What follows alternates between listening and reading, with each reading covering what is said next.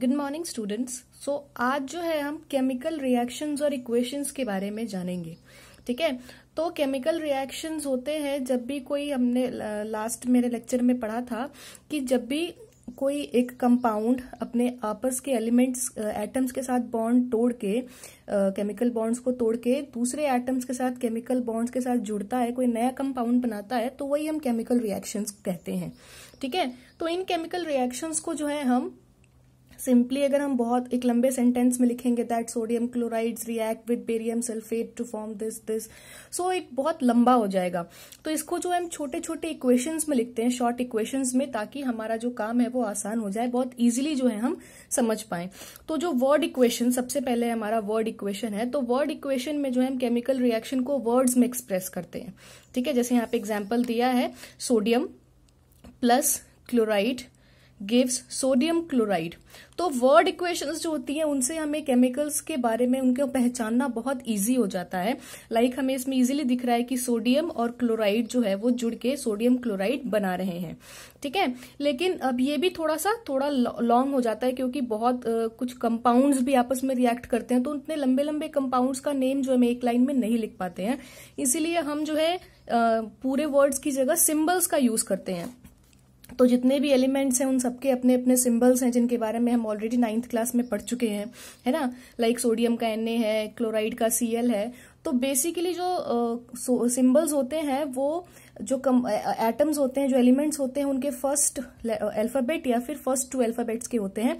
कुछ एक्सेप्शंस भी हैं, क्योंकि बहुत सारे एलिमेंट्स ऐसे हैं जिनके जो अल्फाबेट्स होते हैं वो सेम होते हैं, है ना। जैसे कि फॉस्फोरस और पोटेशियम दोनों पी से स्टार्ट होता है, तो हम इन दोनों में जो है पी को जो है वो कंसिडर नहीं कर सकते हैं, इसलिए पोटेशियम के लिए हम के यूज करते हैं।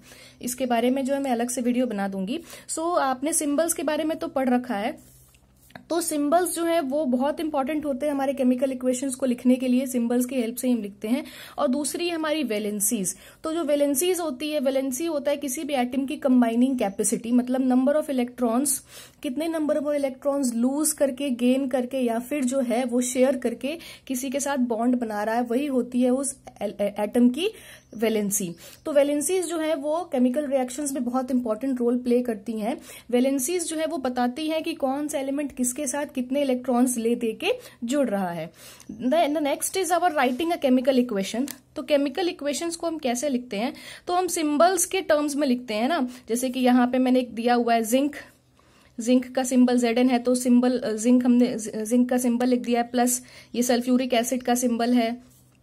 ये दोनों जुड़ के जो है हमें zinc sulphate plus hydrogen gas दे रहे हैं। ठीक है, तो इन सब के साथ अब हम सिंपली जो है सिर्फ एटम्स के सिंबल्स लिखने से हमारा काम नहीं चलेगा। हमें उनमें रिएक्शन में हमें सारी चीजें बतानी होती है। ठीक है, कि रिएक्शन किस टेम्परेचर पे हो रहा है, सॉलिड है, लिक्विड है या गैस है, तो उन सारी चीजों को भी जो है हम सिंबल्स के थ्रू यहाँ पे शो करते हैं। फॉर एग्जाम्पल यहाँ पे आप देख सकते हैं कि जिंक जो है वो S, उसके ब्रैकेट में S लिखा है, तो S स्टैंड्स फॉर सॉलिड्स। यहाँ पे H2SO4, यहाँ पे AQ लिखा है, इसका मतलब एक्वस है, तो एक्वस होता है solution in water. That means यहाँ पे हमने प्योर H2SO4 नहीं लिया, H2SO4 को जो है सोल्यूशन लिया है, वाटर में उसका सोल्यूशन हमने लिया है। अब ये दोनों मिलके क्या बना रहे हैं, तो जिंक सल्फेट बना रहे हैं, जो फिर एक्वस है, दैट मीन्स वाटर के अंदर है। प्लस यहाँ पे अगर आप देखेंगे तो H2 के बगल में एक ऊपर जाता हुआ एरो है, तो ये ऊपर जाना हुआ एरो दिखा रहा है कि जो है वो गैस प्रोड्यूस हुआ है, that means the gas is produced. ये ऊपर वाला एरो दिखाता है कि किसी भी रिएक्शन में गैस, तो हाइड्रोजन का गैस इवॉल्व हुआ है जो निकल चुका है। इसको हम G सिंबल से भी डिनोट कर सकते हैं। तो सॉलिड्स के लिए S सिंबल, लिक्विड के लिए L, गैस के लिए G, एक्वस के लिए AQ, गैस प्रोड्यूस के लिए ऊपर एरो। हम हीट को जो है ट्राइंगल से भी शो करते हैं। अगर इस रिएक्शन में इनकेस हीट लगा होता तो हम इस एरो के ऊपर एक ट्राइंगल लिख देते, उसका मतलब होता दैट मीन्स इस रिएक्शन में हीट यूज हुआ है। ये जो नीचे वाला एरो है ये दिखाता है कि प्रेसिपिटेट बना है। जब एक इनसोल्यूबल प्रेसिपिटेट बनता है किसी रिएक्शन में, तो हम जो है डायरेक्ट PPT भी उसके बगल में लिख सकते हैं, या फिर एक सिंपल नीचे एरो, डाउनवर्ड्स वाला एरो दिखा के भी हम ये दिखा सकते हैं कि उस रिएक्शन में जो है वो प्रेसिपिटेट बना है। नेक्स्ट जो है हम पढ़ेंगे अपना बैलेंसिंग द केमिकल रिएक्शन। तो केमिकल रिएक्शंस को बैलेंस करना जरूरी क्यों है? अगेन हमने 9th क्लास में एक टॉपिक पढ़ा था, law of conservation of mass. ठीक है, तो law of conservation of mass आपको क्या कहता है? That mass can neither be created not be destroyed, only it can be change from one form to another. ठीक है, तो दैट मीन्स कि हमने जितना रिएक्टेंट लिया है, ठीक है, अगर हमने 10 ग्राम सॉल्ट और 10 ग्राम बेरियम सल्फेट लिया है, तो इन दोनों को मिलने के बाद जो प्रोडक्ट बनेगा वो पूरा का पूरा 20 ग्राम ही बनेगा। तो नंबर जो मास होता है वो रिएक्शन के पहले और रिएक्शन के बाद जो है वो सेम होता है, वो इधर उधर नहीं होता है। दैट मीन्स जो नंबर ऑफ एटम्स हैं, ठीक है, रिएक्शन के पहले जितने थे रिएक्शन के बाद भी वो सेम ही रहते हैं। और अगर ऐसा नहीं है दैट मीन्स वो हमारा जो रिएक्शन है वो बैलेंस्ड नहीं है, तो हम उसे बैलेंस करते हैं, बिकॉज सारे रिएक्शंस जो हैं वो लॉ ऑफ कंजर्वेशन ऑफ मास को फॉलो करते हैं। तो अब steps for balancing chemical reactions, तो हम केमिकल रिएक्शंस को कैसे बैलेंस करें। ठीक है, तो यहाँ पे जो है मैंने एक रिएक्शन लिया है आपका आयरन प्लस H2O, ये दे रहा है आपका आयरन ऑक्साइड प्लस H2। ठीक है, तो अब आप ध्यान से देख सकते हो कि रिएक्शन के पहले जो आयरन है वो सिर्फ एक है, लेकिन आफ्टर रिएक्शन आयरन जो है वो 3 हो गया है ना। दैट मीन्स रिएक्शन के पहले भी हमें आयरन को 3 करना है ना। तो उसके लिए हम क्या करेंगे, पहले सारे के सारे जो भी हमारे कंपाउंड्स हैं उन सबको हम जो ऐसे बॉक्स में डाल लेंगे। उसके बाद हम यहाँ पे कॉलम बनाएंगे LHS और RHS, राइट हैंड साइड और लेफ्ट हैंड साइड। ठीक है, left hand side right hand side का हमने कॉलम बना लिया, और जितने भी हमारे यहाँ पे एलिमेंट्स यूज्ड है इस रिएक्शन में लगे हैं उन सबका हमने यहाँ पे लिख लिया। तो यहाँ पे आयरन लगा है, हाइड्रोजन लगा है और ऑक्सीजन यूज हुआ है। अब LHS में कितने कितने नंबर में ये प्रेजेंट है और RHS में वो हम लिख लेंगे। तो आयरन LHS में कितना है, सिर्फ 1, तो यहाँ पे हमने 1 लिख लिया। RHS में आयरन जो है वो 3 है, तो यहाँ पे हम 3 लिख लेंगे। हाइड्रोजन जो है LHS में वो 2 है और इधर भी 2 ही है। ऑक्सीजन जो है इधर 1 है लेकिन इधर 4 है। ठीक है, तो अब हमने ये लिख लिया कि कितने कितने चीजों की जो है गड़बड़ी है। तो बेसिकली आयरन और ऑक्सीजन के नंबरिंग में डिफरेंस है, हाइड्रोजन हमारा सेम है। ठीक है, तो अब जो है हम स्टार्ट कैसे करें बैलेंसिंग करना, तो ऑलवेज जो है आप याद रखिएगा कि जो एटम सबसे ज्यादा नंबर में डिफरेंस है हम उससे स्टार्ट करते हैं। लाइक अगर आप ध्यान से देखेंगे तो सबसे ज्यादा यहाँ पे ऑक्सीजन दिख रहा है 4 और इधर 1 है, तो हम जो है ऑक्सीजन से स्टार्ट करेंगे। तो आपका इधर ऑक्सीजन कितना है, 4 ऑक्सीजन है, और इधर कितना है, 1 ऑक्सीजन है। तो हम क्या करेंगे, हम इस ब्रैकेट के, हम इस पूरे डिब्बे के बाहर जो है यहाँ पे 4 लिख लेंगे। डिब्बे के बाहर हम इसलिए लिख रहे हैं ताकि हमें पता चले कि हमने कितने नंबर ऑफ एटम्स की हेराफेरी की है, मतलब जो भी मल्टीप्लाई वगैरह जो है हमने अपनी तरफ से कितना ऐड या मल्टीप्लाई किया है, इसके लिए हम ब्रैकेट के बाहर लिखेंगे। तो अब जो है हमारा बैलेंस हो गया। ठीक है, ऑक्सीजन 4 हो गया। ठीक है, लेकिन अब देखिए क्योंकि ये पूरा H2O है, ऐसा नहीं होगा कि आप यहाँ पे 4 ऐड कर दोगे। यहाँ पे अगर आप 4 ऐड करोगे तो ये कंपाउंड गड़बड़ हो जाएगा।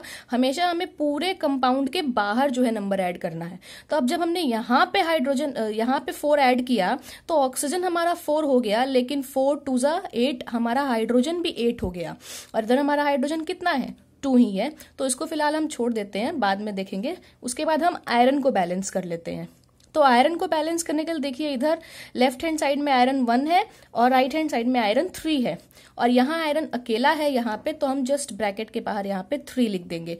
तो 3 आयरन 4 ऑक्सीजन 4 ऑक्सीजन, ये तो हमारा बैलेंस्ड हो गया। अब बचा हाइड्रोजन। तो हाइड्रोजन देखिए यहाँ पे कितना है, 8 है, यहाँ पे 4 हमने ऐड किया तो मल्टीप्लाई हुआ तो ये 8 हो गया। तो इधर कितना है हमारा, 2 है। तो हाइड्रोजन को 2 से 8 करने के लिए हमें 4 से मल्टीप्लाई करना होगा, तो हमने यहाँ भी 4 लिख दिया। अब देखिए आपका जो है अब ये केमिकल रिएक्शन पूरी तरह से बैलेंस्ड हो गया है। 3 आयरन 8 हाइड्रोजन 4 ऑक्सीजन 4 ऑक्सीजन। ठीक है, दैट मीन्स अब this is your balanced chemical equation. मैंने एक और एग्जाम्पल यहाँ पे दिया है, ये थोड़ा सा कंपाउंड वाला है बीच में, इसीलिए। तो जरा ध्यान से देखिए यहाँ पे क्या है, BaCl Al और SO4, ये 4 चीजें हैं जिनको हमें बैलेंस करना है। तो हमने चारों को यहाँ पे लिख लिया। मैंने सल्फर और ऑक्सीजन को अलग से नहीं लिखा बिकॉज इधर भी sulphur oxygen as a sulphate group काम कर रहा है, और रिएक्शन के इस तरह भी सल्फर जो है एज अ सल्फेट ग्रुप ही काम कर रहा है, इसलिए मैंने इसको सल्फर और ऑक्सीजन को अलग से नहीं लिखा। ये ब्रैकेट के अंदर है तो मैंने एज अ होल इसे एक साथ लिया है। तो अब हम सबका फिर से जो है LHS RHS के नंबर लिख लेंगे। तो बेरियम LHS के पहले भी 1 है और LHS के बाद भी 1 है। क्लोरीन जो है वो LHS के पहले 2 है और RHS में 3 हो गया है।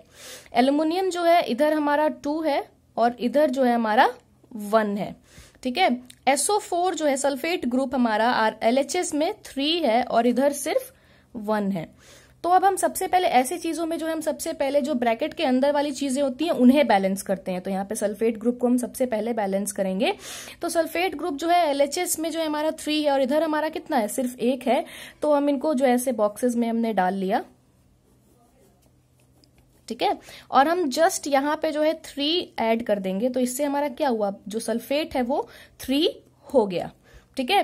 अब नेक्स्ट हमारा काम क्या बच गया है, नेक्स्ट जो है हम क्लोरीन बैलेंस करेंगे। तो क्लोरीन बैलेंस करने के पहले जो है हम यहाँ पे देखिए, मैंने यहाँ पे SO4 ऐड किया तो ये तो 3 हो गया, लेकिन यहाँ पे Ba भी 3 हो गया है। तो अब यहाँ पे Ba कितना है, सिर्फ 1 है। बेरियम इस तरफ जो है वो बेरियम सिर्फ 1 है। तो इधर मैंने क्या किया, यहाँ पे भी जो है मैंने 3 ऐड कर लिया, ठीक है। अब बेरियम इधर भी 3, इधर भी 3, SO4 इधर भी 3, इधर भी 3। अब नेक्स्ट जो है हम क्लोरीन की तरफ बढ़ते हैं। तो क्लोरीन इधर कितना हो गया, 3 2 6। तो LHS में अब क्लोरीन हमारा 6 हो गया, क्योंकि यहाँ पे मैंने 3 बेरियम में ऐड किया, तो 3 जो है क्लोरीन में भी अपने आप मल्टीप्लाई हो गया, तो इधर 6 हो गया। इधर कितना है, 3 है ना। दैट मीन्स हमें 3 क्लोरीन को जो है 6 क्लोरीन में चेंज करने के लिए यहाँ पे 2 से मल्टीप्लाई करना पड़ेगा। तो मैंने यहाँ पे सिंपली जो है वो 2 लिख दिया, ठीक है। अब जैसे ही मैंने यहाँ पे 2 लिखा, हमारा एल्युमिनियम भी 2 हो गया।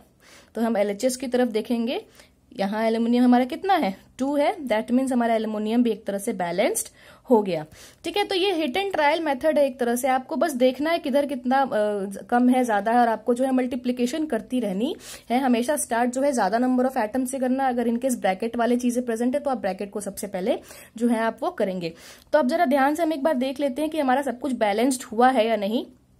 तो बेरियम 3, क्लोरीन 6, एल्युमिनियम 2, SO4 3, ठीक है। दैट मीन्स ये हमारा रिएक्शन भी जो है बैलेंस हो गया। इसी तरह से जो अगर आप बनाएंगे तो आपके सारे केमिकल रिएक्शंस जो है वो बैलेंस्ड इजीली हो जाएंगे। अगर आपको कोई डाउट होगा तो आप मुझे इंस्टाग्राम पे क्वेश्चंस पूछ सकते हैं।